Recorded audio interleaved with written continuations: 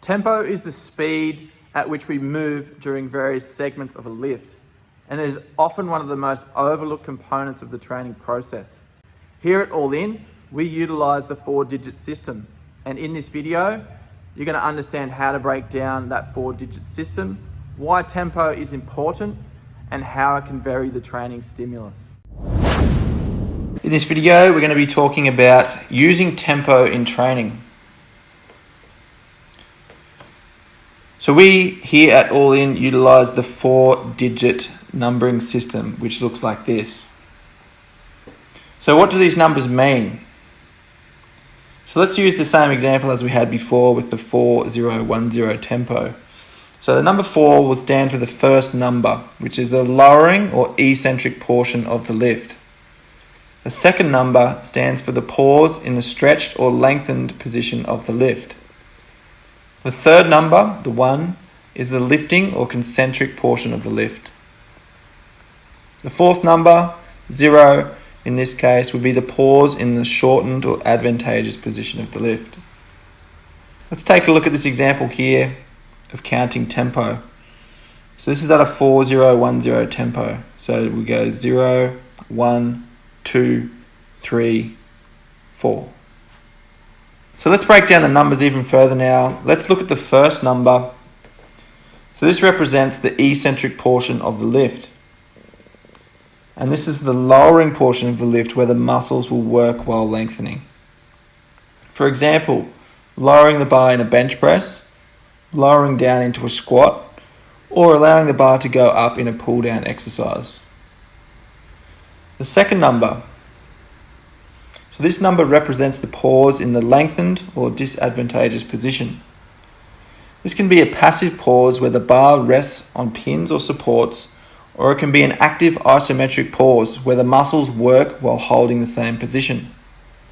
For example, resting the bar between repetitions in a rack pull, a pause squat in the bottom position, or the start position of a chin-up. The third number. This number represents the concentric portion of the lift. This is the lifting portion of the lift where the muscles are actively working to shorten. For example, lifting the bar in an overhead press. The fourth number. This number represents the pause in a shortened or advantageous part of the lift. This is also an active isometric where the muscles actively work to hold the same position. For example, pausing at the lockout of a deadlift or pausing at the top of a pull-up. Let's run through some examples here. Barbell back squat at a 4010 tempo. So this case would be lowering down for 4 seconds. There'll be no pause in the bottom position, up in 1 second, and no pause in the top position. Another example, a neutral grip chin up at a 2212 tempo. In this case, we'll be lowering down for 2 seconds, a 2-second pause in the bottom position, up in 1 second, a 2-second pause in the top position. So how long is a second? Do we just go 1, 2, 3, 4, or do we use a 4 count? We like to count here in a 4 count as well as adding in the rep number. So for example, in this case, we'll be going 0, 1, 2, 3, 1, 0, 1, 2, 3, 2, and so on until you've done your set amount of reps at that tempo.